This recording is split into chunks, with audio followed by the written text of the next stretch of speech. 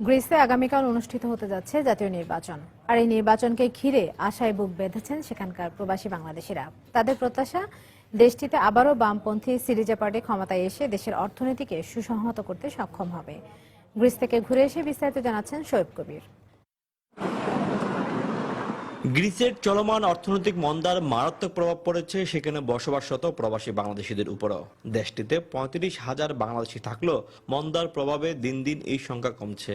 আর্থিক লোকসানের মুখে অনেকে ব্যবসা প্রতিষ্ঠান বন্ধ করে দিতে বাধ্য হচ্ছেন, অনেকে চলে যাচ্ছেন ইউরোপের অন্যান্য দেশে। প্রায় ৩০-৩৫,০০০ লোক ছিল, এখন ৪-৫ বছর হয় লোকজন বেশিরভাগ চলে যাচ্ছে। আর এই সুযোগে বর্তমানে বর্ডার খোলা, এই সুযোগে পাবলিক চলে যাচ্ছে অন্যান্য দেশে। যারা কাজ করেন বিভিন্ন রেস্টুরেন্ট কিংবা ইসেতে, তো রেস্টুরেন্টের মালিকগণ তাদেরকে ঠিকভাবে তাদের পারিশ্রমিক দিতে পারছে না। সেভাবে অনেকগুলো রেস্টুরেন্ট তারা যখন লোকজন পাচ্ছে না, তারা যখন ক্রেতা পাচ্ছে না, সেই কারণে রেস্টুরেন্টগুলো বন্ধ হচ্ছে। এই অবস্থায় গ্রিসের জাতীয় নির্বাচনের দিকে তাকিয়ে আছে প্রবাসী বাংলাদেশিরা। আমরা প্রায় ২০ থেকে ২৫ জন বাংলাদেশে গ্রিক পাসপোর্ট হোল্ডার, এবং এই ২০-২৫ জনই আমরা গ্রিক সরকারের পক্ষে জাতীয় নির্বাচনে ভোটে অংশগ্রহণ করতে পারি।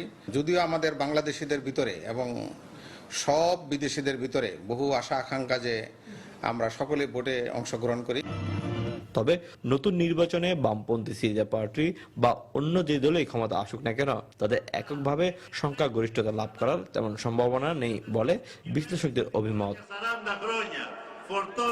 দীর্ঘ ৫ বছর ধরে চলা অর্থনৈতিক মন্দায় বেশ বিপাকে পুরো গ্রিসবাসী, আর এতে বেশ দুশ্চিন্তায় রয়েছেন পুরো বাংলাদেশের কমিউনিটি। যারা ব্যবসা করতেন তারাও অনেকে ব্যবসা বাণিজ্য গুটিয়ে চলে গেছেন অন্যত্র, আর যারা শ্রমিক কিংবা কর্মচারী রয়েছেন তারা বেশ কষ্টে জীবনযাপন করছেন। তারা এখন তাকিয়ে আছেন আগামী ২০ সেপ্টেম্বর গ্রিসের ন্যাশনাল নির্বাচন যেটি, সেটির দিকে। গ্রিসের পার্লামেন্ট ভবন থেকে শোয়েব কবির, সময় সংবাদ।